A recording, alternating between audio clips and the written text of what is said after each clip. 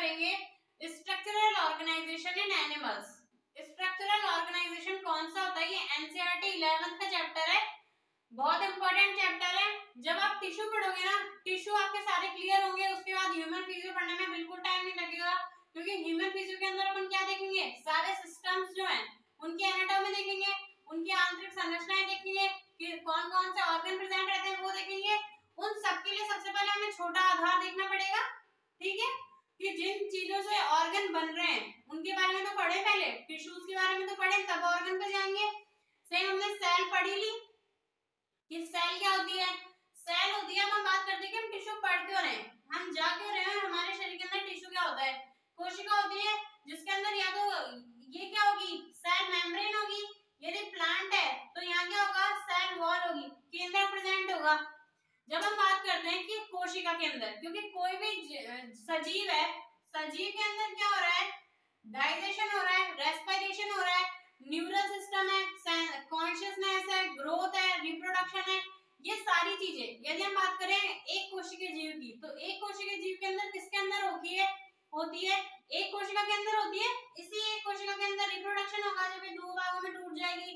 इसी कोशिका के अंदर पाचन होता है, खाद्य नाली बनती है, रेस्पिरेशन होता है माइटोकॉन्ड्रिया द्वारा। यदि मोनेरा या फिर प्रोकैरियोटिक सेल की बात करते हैं तो हम बात करते हैं बैक्टीरियल सेल के बारे में, तो उसके अंदर भी क्या होता है, एक ही कोशिका के अंदर सारे काम हो जाते हैं, ठीक है। अब हम बात करते हैं मनुष्यों की, क्योंकि अब हम धीरे धीरे जूलॉजी के अंदर बढ़ते जाएंगे ह्यूमन फिजियो की तरफ। तो अब हम बात करते हैं एनिमल्स के बारे में। तो एनिमल्स का जो बॉडी है वो क्या एक कोशिका की बनी है? नहीं बनी हुई। एनिमल्स के अंदर होता है कितनी, 1 अरब से भी ज्यादा कोशिकाएं। अब बात करते हैं, ऐसा तो है नहीं यदि 1 अरब कोशिकाएं सेपरेट काम करेगी कि भाई एक कोशिका खुद का पाचन का ध्यान रखेगी, दूसरी कोशिका खुद के पाचन का ध्यान रखेगी, ऐसा होगा तो पूरा सिस्टम बिखर जाएगा। सारी कोशिकाएं अलग अलग थोड़ी मेंटेन कर सकते हैं हम लोग, सब पे थोड़ी कंट्रोल कर सकते हैं। तो इन लोगों ने क्या करा, एक श्रम विभाजन करा। जो हमारा जो सजीव जो हमारी ह्यूमन बॉडी है, ह्यूमन बॉडी के अंदर ये जो श्रम विभाजन है वेरी इंपॉर्टेंट है। यदि श्रम विभाजन नहीं होता ना, तो हर पर्टिकुलर कोशिका, हर सेपरेट कोशिका खुद का पाचन करती, खुद का रिप्रोडक्शन करती, तो उनके ऊपर कंट्रोल करना, ये मतलब ऐसे सजीव है ना, इमेज करना भी पॉसिबल नहीं है। तो क्या हुआ, श्रम विभाजन हुए कि अरबों कोशिकाएं, तो अरबों कोशिकाओं ने सोचा कि हम कोशिकाओं का समूह बनाकर क्या बना लेते हैं, ऊतक बना लेते हैं, उसे बोला टिश्यू। तो कोशिकाओं ने सोचा कि हम कुछ लाख कोशिकाओं को मिलाकर टिश्यू बना लेते हैं। फिर टिश्यू ने सोचा कि हम सिर्फ 4 ही प्रकार के ऊतक क्यों होंगे, तो क्या ऊतकों से कैसे काम होगा यदि अंग ही नहीं बनते, तो ऊतकों ने, कुछ समूह के ऊतकों ने मिलकर सोचा कि हम एक ऑर्गन बना लेते हैं। फिर ऑर्गन जो है सिर्फ एक बात करते कि जैसे हम बात करते हैं स्टोमक की, तो स्टोमक जो है सिर्फ अकेला तो ये नहीं डाइजेशन कर सकता है, तो स्टोमक अकेला डाइजेशन नहीं कर पा रहा, तो उसने क्या करा, भौतिक और रासायनिक जो है प्रक्रियाओं द्वारा दूसरे ऑर्गन के साथ अटैच हुआ दूसरे ऑर्गन के साथ, जैसे उसने इसोफेगस, जो ड्यूडेनम है, उन सब के साथ अटैच हुआ, पूरा क्या बना लिया, ऑर्गन सिस्टम बना लिया। तो इस तरह से हमें देखेंगे कि बॉडी के अंदर जो टिश्यूज हैं वो कितने प्रकार के होते हैं। तो इस चैप्टर में हम यही देखेंगे कि ऊतक कितने प्रकार के होते हैं और कौन कौन से ऊतक होते हैं, ठीक है। जैसे हम बात करते हैं, अभी हम बात करते हैं कि हमें क्या क्यों रहे, जैसे हम ये हमारी मस्कुलर पेशियों की हमने टीएस काट ली, पेशियों की हमने क्या काट ली, टीएस, मतलब जो हमारे हाथ पैरों में मसल्स पाई जाती है उनकी हमने टीएस कर ली, तो ये हो गई हमारी मसल सेल, ठीक है, क्या हो गई, मसल सेल। और ये हो गया इंटरसेल्यूलर मैट्रिक्स। अब मुझे बताओ, पूरी जो पेशी ऊतक है, मसल्स टिश्यू है जो इकट्ठा रह रहा है, जैसे हम हमारे हाथ में देखते हैं तो ऐसी कुछ स्ट्रक्चर दिखाई देती है बाइसेप्स, ट्राइसेप्स के अंदर, तो हमने इसकी काट ली टीएस। तो ऐसा तो है नहीं सिर्फ जो मसल ऊतक है जिसके अंदर सिर्फ मसल कोशिकाएं रहेंगी, यदि कोशिकाएं रहेंगी तो ये आपस में कनेक्ट कैसे होंगी, जो कोशिकाएं हैं आपस में कनेक्ट भी तो करना है, क्योंकि एक साथ काम करना है, तो कनेक्शन के लिए इसके अंदर क्या है, इंटरसेल्यूलर मैट्रिक्स, एक पूरे द्रव के अंदर इकट्ठे रखे हुए हैं और एक सेपरेट रखे रहते हैं, तो इसलिए क्या है, इंटरसेल्यूलर मैट्रिक्स। अब हम बात करते हैं कि हम टिश्यू को समझने की कोशिश कर रहे हैं कि टिश्यू के अंदर क्या क्या होता है, सेल होती है, मैट्रिक्स होता है, तो इन दोनों के अंदर ये दोनों क्या करेंगे, ऐसा करेंगे मैट्रिक्स अलग काम करेगा, सेल अलग काम करेगी, या फिर ये सेल अलग काम करेगी, ये सेल अलग काम करेगी। ये लोग क्या करते हैं, ये सारे जो घटक है, ये सारे कंपोनेंट मिलकर एक फंक्शन करते हैं, जैसे हमने क्या देखा, मसल सेल के बारे में देखा। तो मसल सेल्स सारी की सारी जो कोशिकाएं हैं मसल ऊतक के अंदर, वो और इंटरसेलुलर मैट्रिक्स मिलकर एक काम करते हैं। क्या काम करते हैं, संकुचन और शिथिलन का, मूवमेंट करवाने का काम करते हैं। ठीक है, धीरे धीरे जैसे हम टिश्यू से आगे जाते जाएंगे तो इस मूवमेंट में कौन कौन काम करने लग जाएगा, इस मूवमेंट में हमारी बोन्स भी ऐड हो जाएंगी, बोन ऐड हो जाएंगी, हमारे लिगामेंट ऐड हो जाएंगे। धीरे धीरे क्या बन जाएगा, पूरा जो हमारा स्केलेटन सिस्टम बन जाएगा। तो हम यहाँ तक आ जाएंगे ऑर्गन सिस्टम तक। टिश्यू का समझ में आ गया। तो टिश्यू की डेफिनेशन पे आते हैं फर्स्ट पे, कि टिश्यू है एक ग्रुप ऑफ सेल्स, कोशिकाओं का समूह, that work together to perform a specific function, जो कि एक काम करने के लिए एक साथ आए हैं, एक स्पेसिफिक काम करने के लिए एक साथ जो कोशिकाएं हैं वो इकट्ठी हुई हैं। तो इसके अंदर हम ऐड करते हैं एक group of cells plus intercellular matrix that work together to perform a specific function. उसके बाद हम एक और चीज ऐड करेंगे कि इसके अंदर जो है ना, या तो कोशिकाएं समान प्रकार की हो सकती है या विभिन्न प्रकार की हो सकती है। जैसे हम आगे देखेंगे कनेक्टिव टिश्यू के अंदर कौन आएगा, हमारा ब्लड आएगा। तो ब्लड के अंदर कौन कौन सी सेल्स होती है, आरबीसी, डब्ल्यूबीसी, प्लेटलेट्स, प्लाज्मा, ये सारी चीजें हैं, अलग अलग चीजें। तो ऐसा तो है नहीं सिर्फ एक ही प्रकार की कोशिकाएं। तो कोशिकाएं जो है ना, वो या तो एक ग्रुप ऑफ सेल या तो समान प्रकार की हो सकती हैं, जो दिखने में समान हो, या असमान प्रकार की हो सकती हैं, पर इनके अंदर एक इक्वालिटी होती है कि जो एक ऊतक की, ये पूरा कौन सा ऊतक हो गया, पेशी ऊतक या मसल टिश्यू। तो फिर ये जो एक ऊतक की जो कोशिकाएं हैं, धात्री है, उनके बारे में हम बात करते हैं कि उनकी उत्पत्ति जो होती है ना, वो समान होती है। इसका मतलब ये है कि यदि हम मस्कुलर टिश्यू की बात करेंगे तो मस्कुलर टिश्यू के अंदर जितने भी कोशिकाएं हैं उनकी उत्पत्ति कैसे होगी, मीजोथीलियल। उत्पत्ति का मतलब समझ में आ गया। जब एम्ब्रियोलॉजी पढ़ेंगे तो उसके अंदर एक्टोडर्मल उत्पत्ति है, एंडोडर्मल है या मेसोडर्मल है। तो वैसे बात करते हैं कि जो एक ऊतक होगा उसकी जो घटक होंगे उन सबकी उत्पत्ति कैसे होगी, सेम। तो डेफिनेशन में हमने ऐड करा एक group of cells and intercellular matrix that work together to perform a specific function. एक ग्रुप ऑफ सेल्स जो होती है उनकी उत्पत्ति कैसी होती है, समान होती है। मतलब जो कोशिकाएं होंगी उनकी उत्पत्ति जो होगी वो कैसी होगी, समान होगी। ठीक है, यहाँ तक टिश्यू की डेफिनेशन क्लियर हो गई कि हम किस बारे में पढ़ने वाले हैं। अब हम देखते हैं स्टडी ऑफ टिश्यू, विज्ञान की वह शाखा जिसके अंदर ऊतकों का अध्ययन करा जाता है, उसे क्या कहते हैं, हिस्टोलॉजी। ठीक है, वर्ड टिश्यू में दिया था बॉश ने। उसके बाद हमने बात कर ली जो कोशिकाएं हैं, कोशिकाओं का जो समूह है वो मिलकर क्या बनाता है, ऊतक बनाता है।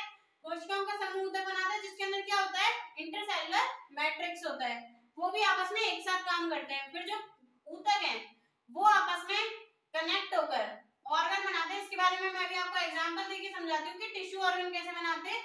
उसके बाद हम बात करते हैं जो ऑर्गन है, इसमें लिखना फिजिकल एंड केमिकल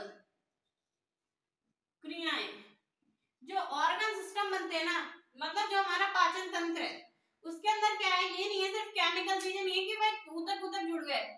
उसके अंदर होगा क्रमानुकुंचन गतियां होती है, हमारी आंतों के अंदर गतियां पाई जाती है। तो उसके अंदर भौतिक और रासायनिक आपस में जुड़कर जो अंग है वो आपस में जुड़कर क्या बना लेते हैं, ऑर्गन सिस्टम। इस श्रम विभाजन की वजह से ये इस चीज को क्या बोलते हैं कि कोशिकाएं आपस में मिलकर ऊतक बना रही है, ऊतक मिलकर अंग बना रहे हैं, अंग मिलकर क्या बना रहे हैं, अंग तंत्र या फिर ऑर्गन सिस्टम बना रहे हैं। इस चीज को बोलते हैं हम श्रम विभाजन। वेरी इंपॉर्टेंट है, यदि सजीवों को जीवित रहना है तो श्रम विभाजन जरूरी है। ठीक है, ये श्रम विभाजन समझ में आ गया। डेफिनेशन ऑफ टिश्यू क्लियर है। स्टडी किसे बोलते हैं, हिस्टोलॉजी को बोलते हैं। एंड जो वर्ड टिश्यू था वो हमें दिया था बॉश ने।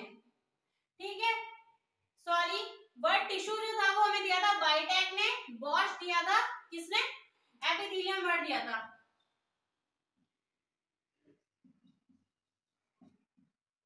सॉरी। उसके बाद हम देखते हैं जो टिश्यू है वो ऑर्गन की। अब हम बात करेंगे कि कितने प्रकार के ऊतक होते हैं, तो हम फटाफट देख लेते हैं कि ऊतक जो है ना वो कितने प्रकार के हो सकते हैं।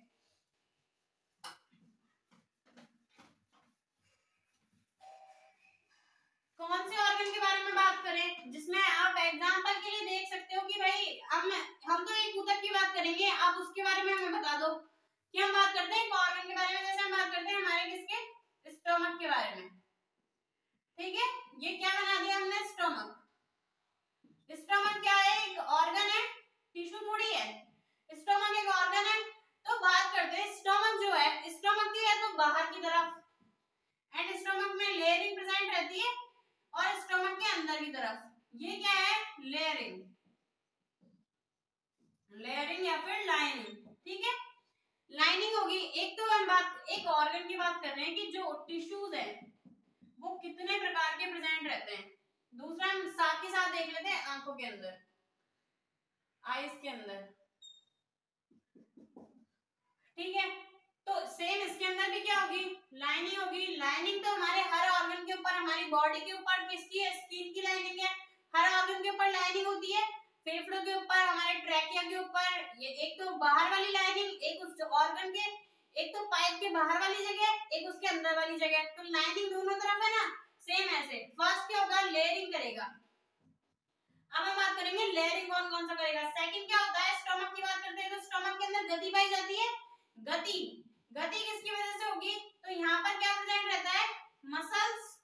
कौन सी मसल्स रहती है स्टमक के अंदर, स्मूथ मसल्स।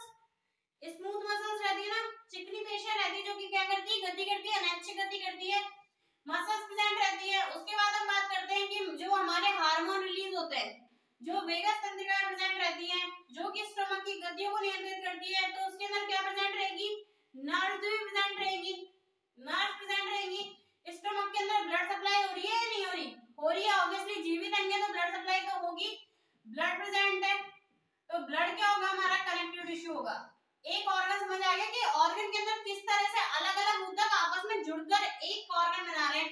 इसके अंदर ब्लड है, ब्लड वेसल्स है। ठीक है, इसके अंदर लेयरिंग हो रही है, जो ऑर्गन है उसकी लेयरिंग कर रही है। उसके बाद जो है इसके अंदर मसल्स प्रेजेंट है जो कि क्या कर रही है, क्रमानुकुंचन करवा रही है। उसके बाद इसको कंट्रोल करने के लिए क्या है, नर्व प्रेजेंट है। ये चारों प्रकार के ऊतक मिलकर क्या बनाया इन्होंने, स्टोमक बनाया, एक ऑर्गन बनाया। ठीक है, सेम एग्जांपल देख लेते हैं आईज के बारे में। आईज के अंदर पैपिलरी मसल्स प्रेजेंट रहती है, सीलियरी मसल्स जो कि लेंस को पकड़ती है, सीलियरी मसल्स। तो क्या प्रेजेंट हो गया, मसल्स प्रेजेंट हो गई। यहाँ पर क्या प्रेजेंट रहता है, नर्व्स, नर्व्स प्रेजेंट रहती है जो कि हमें पहुंचाती है हमें सूचना कि हम क्या देख रहे हैं क्या नहीं देख रहे। लाइनिंग क्या हो, लाइनिंग प्रेजेंट हो गई तो हम बात करेंगे एपिथेलियम बोलेंगे इस चीज को। उसके बाद क्या बचा, ब्लड तो हो गई ऑब्वियसली, ब्लड होंगे, लिगामेंट होंगे तो उसको क्या बोलेंगे, कनेक्टिव टिश्यू, ब्लड होंगे। सेम ये चारों चीजें आपस में मिली, एक स्पेसिफिक काम करा। जिन्होंने स्पेसिफिक काम क्या करा, देखने का काम करा। ठीक है, इन सबकी उत्पत्ति समान है, एक्टोडर्मल होती है, आर्नल सेम क्या है, इनकी उत्पत्ति समान है। और ये जो है, जो ऊतक है आपस में मिलकर क्या बना रहे हैं, ऑर्गन बना रहे हैं जो कि एक साथ में काम कर रहे हैं। अब बताओ कौन कौन से प्रकार के ऊतक आ गए हमारे पास। अब हम देख लेते हैं क्लासिफिकेशन, टिश्यू क्लासिफिकेशन, कि हम इस चैप्टर के अंदर कौन कौन से जो ऊतक है उनके बारे में देखने वाले हैं। तो टिश्यू कितने होते हैं, 4 टाइप। फर्स्ट हमारा क्या आएगा,